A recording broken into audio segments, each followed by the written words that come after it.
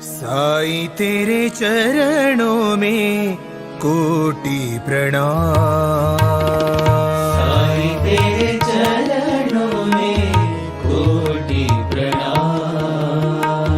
साईं तेरे चरणों में कोटि प्रणाम। साईं तेरे चरणों में कोटि प्रणाम। शरण में ले लो साईं प्रभो। शरण में ले लो साईं प्रभो। शरण में ले लो साईं प्रभो। शरण में ले लो साईं प्रभो। साईं नमस्कार। प्रारंभ करो, जारी रखो इसी विचारधारा से लगातार साई वाणी को। अभी 7 महीने पूरे होने आ रहे हैं और पूरे विश्व से साई परिवार के लोग, सभी साधक और सभी साई को मानने वाले साई बाबा को अपने जीवन में गुरु का स्थान देके उनके आशीर्वाद से, उनके प्रेरणा से, उनके भक्ति से, उनके शक्ति से अपने जीवन में एक अनमोल और एक अद्वितीय कार्य करने के लिए पूरे साई भक्तों को मैं प्रणाम करता हूँ। आज का दिन बड़ा विशेष दिन है। मैं इसलिए विशेष कहना चाहूंगा कि साई वाणी का नया पर्व शुरू हुआ है और वो पर्व है लोगों के जीवन में क्रांति लाना और बदलाव करना। कुछ कर गुजरने के लिए मौसम नहीं मन चाहिए, साधन तो जुट जाएंगे, संकल्प का धन चाहिए। और इसी संकल्प के धन के बदौलत लोगों की जिंदगी में बदलाव लाना और उनको, जो भी लोग नकारात्मक सोच रहे हैं, जिनके जीवन में बहुत कड़ी समस्या है, उनके जीवन में मार्गदर्शन करके उनको साई का आशीर्वाद से अनुग्रहित करते हुए विषय के सामने, विषय को ना भागते हुए विषय का सामना करने के लिए तैयार करना, यही मेरे जीवन का लक्ष्य है, यही साई वाणी का लक्ष्य है। बड़ी खुशी है, ये खुशी आपके जीवन में बदलाव लाने की, ये खुशी आपके जीवन में क्रांति लाने की है। मैं आज देख रहा हूं, जो भी समस्या इस देश में खड़ी हुई है वो सिर्फ 2 बातों से है। लोग खुद को जान नहीं रहे और सिर्फ दूसरों के प्रति ध्यान दे रहे। कोई भी व्यक्ति अपने जीवन में क्या करना चाहिए इसके ऊपर अगर सजग हो जाएगा, तो मैं आज 5 बातें आपके साथ करना चाहता हूं, जो आज का साई वाणी का विषय है। बहुत ही अहम विषय है। साई बाबा किस प्रकार का भक्त चाहते हैं, क्योंकि मुझे बेंगलोर से, इंदौर से, भोपाल से, दिल्ली से, जयपुर से, अहमदाबाद से, सूरत से, राजकोट से, हर जगह से, तमिलनाडु से, खासकर मैं कहूंगा चेन्नई से, बेंगलोर से, जो लोग फोन करते हैं वो हमेशा एक चीज कहते हैं कि सुनील जी, हम हमारे जीवन में खुश नहीं है। और कल ही मेरे मित्र ने पूछा कि साई क्रिया किस प्रकार करें। बहुत जिज्ञासाव्रत वो प्रश्न पूछ रहे थे। मुझे खुशी हुई कि उन्होंने इसी तरह से मुझे संपर्क करके, मेरे ऑफिस से संपर्क करके मुझे आपको कुछ कहने का मौका दिया। भाई दाज, एक जीवन है। भारद्वाज साहब ने जो प्रश्न पूछा वो एक जीवन है कि साई क्रिया कैसे करें।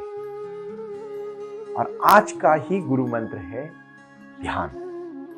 और ध्यान के पहले योग, योग के पहले प्राणायाम, और प्राणायाम के पहले साई वाणी सुनना पड़ेगा। साई ने जो आशीर्वाद हम सबको बांटने के लिए दिया है, वो आशीर्वाद श्रद्धा और सबूरी के बदौलत पर प्रारंभ करो और जारी रखो। इसी विचारधारा से आपके तक पहुंचाने का जो प्रयास एडवोकेट डॉक्टर सुनील नाना साहब करते हैं, मैं खुद आपके लिए कर रहा हूं। इसी में बड़ी खुशी है। कुछ कर गुजरने के लिए मौसम नहीं मन चाहिए, साधन तो जुट जाएंगे, संकल्प का धन चाहिए। यह संकल्प का धन है, वो आए और आकर चले गए। मौन रहे और कुछ कर गए, मौन रहे और कुछ कह गए। कुछ था जो बिन बाटे ही बढ़ गया, जल उठे दिए और अंधेरा छट गया। बहुत सारी जीवन की क्रांतियां हैं। अब साई योग के प्रति अगर जानना चाहोगे तो ऐसे थोड़ी ना है कि उठ गए और योगा करने को बैठ गए, आंख बंद करके और मेडिटेशन को लग गए। ऐसा नहीं होता है। हर एक चित्त के लिए, हर एक शरीर के लिए, हर एक मन के लिए, हर एक शरीर बुद्धि के लिए प्रसन्नता होनी जरूरी है। और वो प्रसन्नता कैसे आती है? मैं विश्वास देना चाहता हूं आप सबको, प्रसन्नता आपके अंदर है, बाहर नहीं। और उसको जानने की कला है साईं वाणी को सुनना। आज ही साईं वाणी का सबसे पहला गुरु मंत्र आप सबको मैं ऐलान करना चाहूंगा, साईं वाणी इस ऐप को आप डाउनलोड करें। क्यों मैं बार बार ये बातें कहना चाहता हूं? क्योंकि बहुत सारे फोन आते हैं, सुनील जी हम पुनः आके मिलना चाहते हैं, साईं वाणी करना चाहते हैं। मैं वही बात आपको फिर से दोहराना चाहता हूं। 1 जनवरी 2024 से मैं आपके हर एक शहर में आ रहा हूं। पूरे 3 साल का मेरा रोड मैप, पूरे हिंदुस्तान में, भारत में जगह जगह पर साईं वाणी को मैं संबोधित करने के बाद साई शिविर, साईं वाणी शिविर, जिसमें हम योग, प्राणायाम, ध्यान, धारणा, साई क्रिया, साई योग और साई ध्यान के प्रति आप सबको सजग करने वाले हैं, उसमें कोई दोहरा नहीं। मैं जमीन तैयार कर रहा था कि आप कितनी भावना से जुड़ना चाहते हैं, कितनी सजगता से, कितनी सरलता से जुड़ना चाहते हैं। आज का पंचसूत्री का पहला नियम है, आप शांति से समझिए, शुद्ध विचार।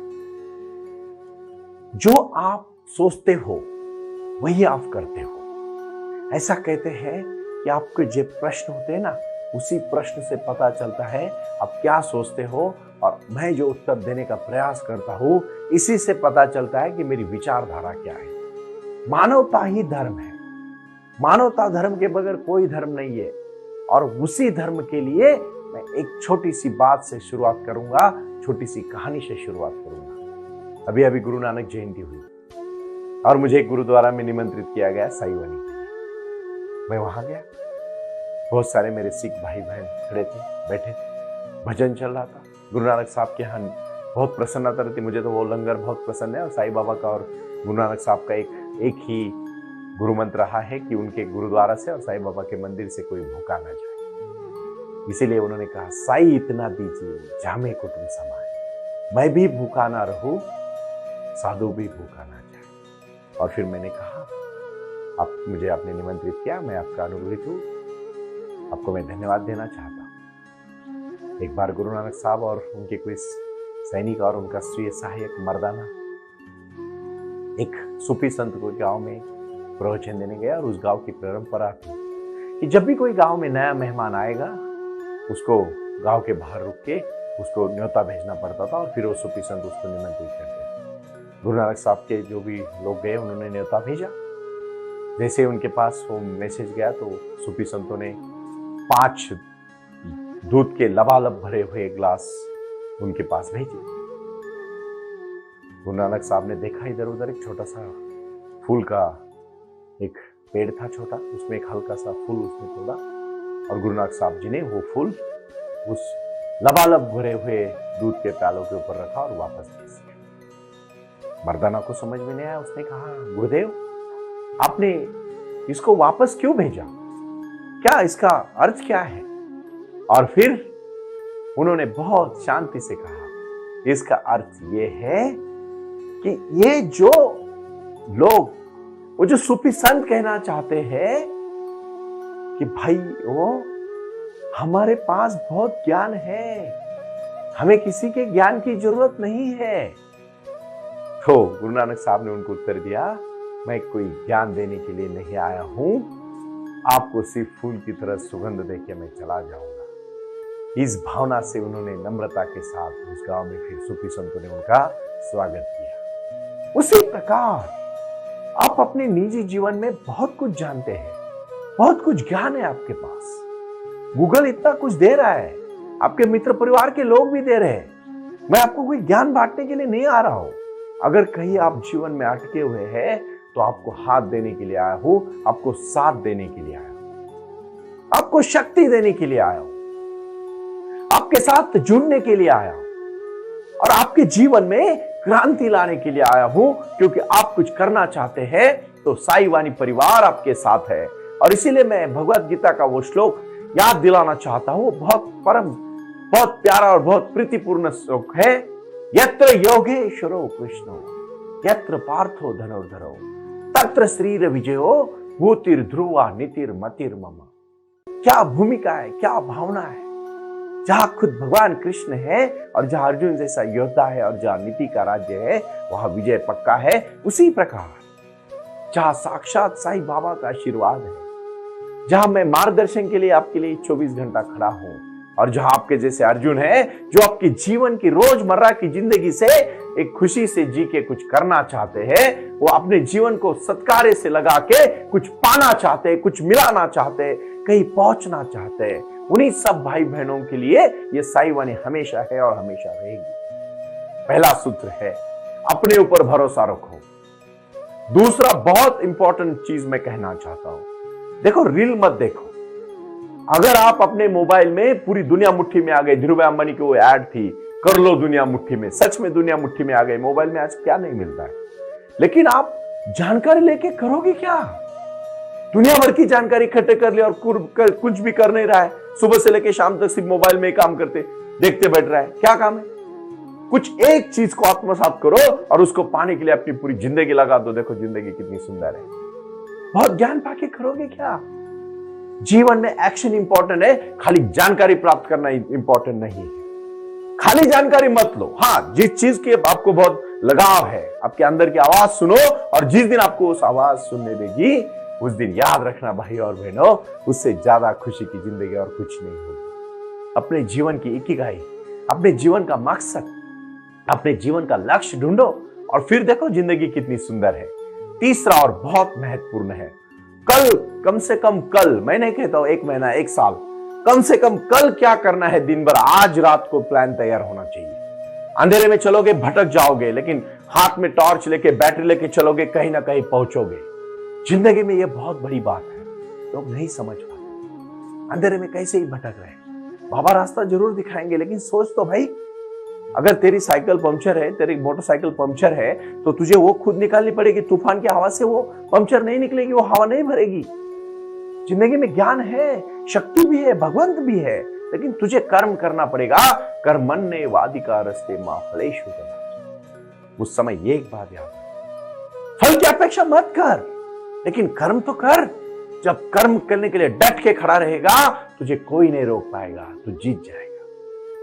बहुत ही चौथा महत्वपूर्ण विषय, शांति से समझ लेना। इस बात को समझना बहुत जरूरी है आपको, कि प्रसन्न नहीं लगता। पता है क्यों नहीं लगता?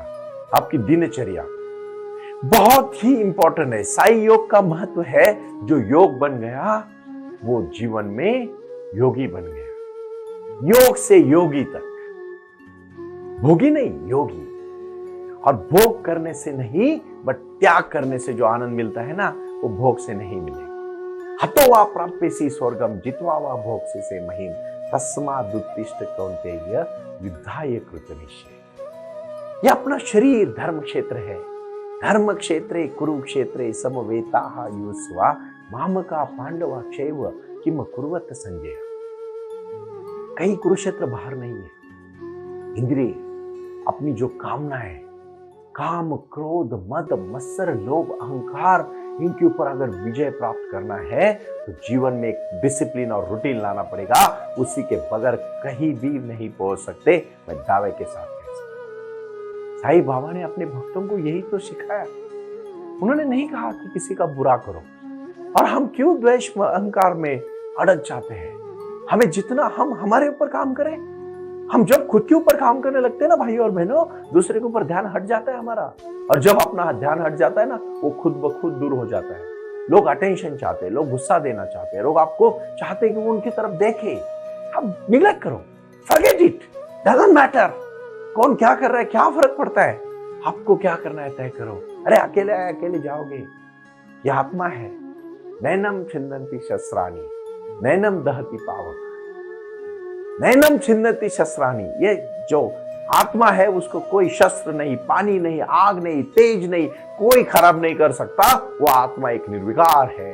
तो वही परमात्मा को पाने की कला है। जीवन जीने की कला अपने शास्त्र से सीखनी है और साईं वाणी आपको सिखाएगी। अभी आज से जो नए दौर में साईं वाणी आ रही है, उसमें मैं एक बदलाव कर रहा हूं। मैं आपको 5 प्रश्न पूछूंगा आखिरी में, मुझे उसके आंसर saiwani.org इस वेबसाइट पे जितने भी हमारे नंबर्स दिए हैं, ईमेल दिए हैं, उसमें व्हाट्सएप या ईमेल करके आपको कहने हैं, क्योंकि मैं प्रश्न पूछूंगा। जब तक ये प्रश्न मैं नहीं पूछूंगा, आज का एक ही प्रश्न है, आप जीवन में क्या करना चाहते हो? भले जो भी आप करना चाहते हो उसके बारे में मुझे उत्तर जरूर दीजिएगा, क्योंकि प्रश्न के बगैर नहीं समझेगा आपको। मुझे पता है आपने जीवन में जो करना है, पाना है, सब कुछ करना है, लेकिन कैसे, वो कैसे का जो मतलब है वो समझने के लिए पूरी जिंदगी लगा देते हैं लोग, फिर भी समझ नहीं पाते। लेकिन साईं के आशीर्वाद से, साईं वाणी को सुनने से, साईं क्रिया और साईं ध्यान को आत्मसात करने से सब कुछ होने वाला है। इसीलिए मैं कहता हूं, प्रारंभ करो, जारी रखो। ओम साई राम। प्रणाम। ओम साई राम। प्रारंभ करो, जारी रखो। इसी विचारधारा से साई वाणी का प्रारंभ हुआ।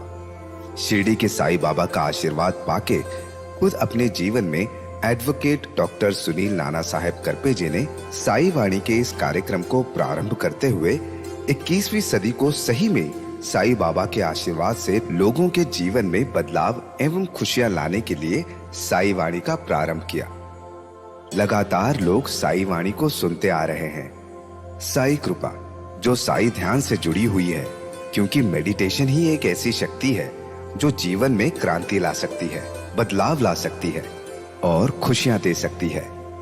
लेकिन उसके लिए प्राणायाम बहुत महत्वपूर्ण है और अपने संकल्प के प्रति अडिग रहकर उन्होंने प्राणायाम की श्रृंखला को अपनी शक्ति से जोड़ा और उसको साई क्रिया के माध्यम से साई ध्यान के प्रति वो लगातार लेके चले गए। इन सब क्षेत्रों के लिए एक ऐसा परिक्षेत्र होना चाहिए जहां लोग आए और रुके। शिरडी में साई बाबा के समाधि के आशीर्वाद के बाद उनको ज्ञान और ध्यान दोनों की शक्ति देने का प्रयास किया जा रहा है। इसीलिए साईं बाबा की 65 फुट हिंदुस्तान की सबसे बड़ी प्रतिमा बनाकर वहां बाबा का मेडिटेशन सेंटर खोला गया है। साई आंगन इस नाम से यह जाना जाता है। देऊळगाव गाड़ा, तालुका दौंड, जिला पुणे, यहाँ साई आंगन की और बारामती क्षेत्र में साई आंगन में इसी क्षेत्र की निर्मित करते हुए उन्होंने यहाँ निजी व्यवस्था के साथ बच्चों के लिए गुरुकुल सिस्टम का इंग्लिश माध्यम का स्कूल, जहाँ बच्चे पढ़े और जहाँ बच्चे गुरुकुल में रहकर गुरुकुल के माध्यम से गुरुर ब्रह्मा गुरुर विष्णु गुरुर देवो महेश्वरा गुरु साक्षात परब्रह्म तस्मै श्री गुरुवे नमः इसका ज्ञान ले पाए। इसी के लिए इसे पूरी तरह से सीबीएसई एवं गुरुकुल के माध्यम से बच्चों को एक सुजान एवं भारत का एक ज्ञानी और अच्छा नागरिक बनाने के लिए वे ये कर रहे हैं। उसी के साथ हेल्थ इज वेल्थ कहते हैं कि शरीर ही सबसे महत्वपूर्ण संपदा है और उस संपदा को आयुर्वेदा के माध्यम से लोगों को जोड़ना चाहिए। इसीलिए उन्होंने यहाँ साई वाणी आयुर्वेदा हॉस्पिटल की भी निर्मित की है और उस कार्य के लिए वो पूरी तरह जुड़ चुके हैं। पूरे विश्व से लोग साई क्रिया और साई ध्यान के माध्यम से जुड़ रहे हैं और इसीलिए उन्होंने साई वाणी trust.org इस ई कॉमर्स की भी स्थापना की है। इस ई कॉमर्स के माध्यम से हजारों करोड़ों भाई बहन को उन्होंने व्यापार करने के लिए प्लेटफॉर्म दिया। उनकी कला, उनकी क्षमता, उनका ज्ञान लोगों तक पहुंचाने के लिए साई वाणी trust.org बहुत बड़े लेवल पर महत्वपूर्ण प्रयास कर रहा है। इसीलिए यहाँ आए। ये बाबा की नगरी है। यहाँ बाबा का विज्ञान, बाबा का आशीर्वाद एडवोकेट डॉक्टर सुनील नाना साहेब करपे जी के साथ लोगों तक पहुंच रहा है। हमसे जुड़े रहने के लिए आज ही साई वाणी के ऑफिशियल यूट्यूब चैनल को सब्सक्राइब करें या अधिक जानकारी के लिए संपर्क करें 9604050607। ओम साई राम। प्रारंभ करो, जारी रखो।